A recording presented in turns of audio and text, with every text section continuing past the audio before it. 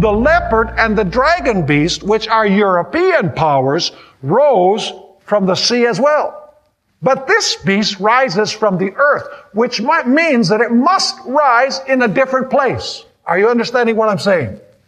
Now, something very important is that prophecy is actually moving from east to west, because the first two beasts are Asian powers, the lion and the bear.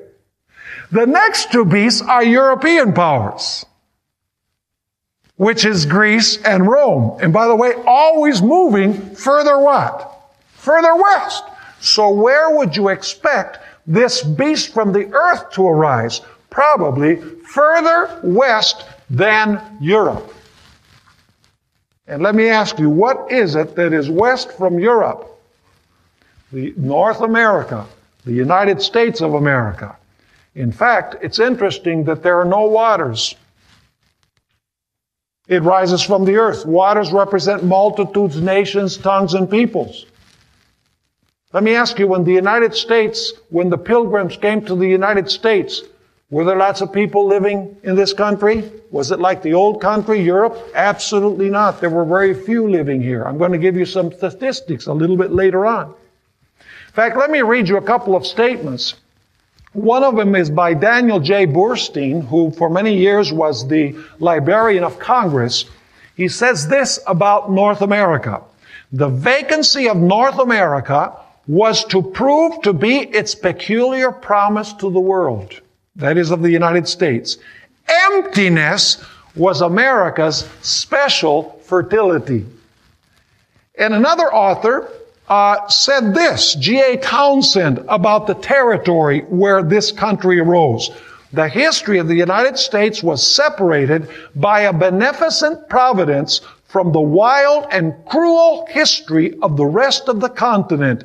And like a silent seed, we grew into an empire. So the United States arose in silence. No winds, no wars, no fighting other nations. It arose in the earth where there was a scarcity of people. It arose around the year 1798, and this author says that it arose like a plant.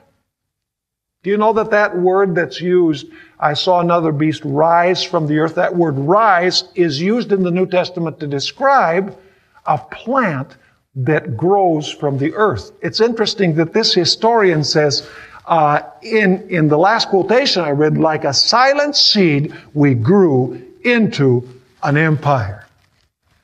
Now, another point that will help us identify this power is that the first beast, the sea beast, and this earth beast are contemporaneous. In other words, they exist at the same time. But the first beast is older than this second beast, because the second beast rises after the first beast has ruled for 1,260 years. In other words, they exist at the same time. They're powers that are simultaneous in the flow of history.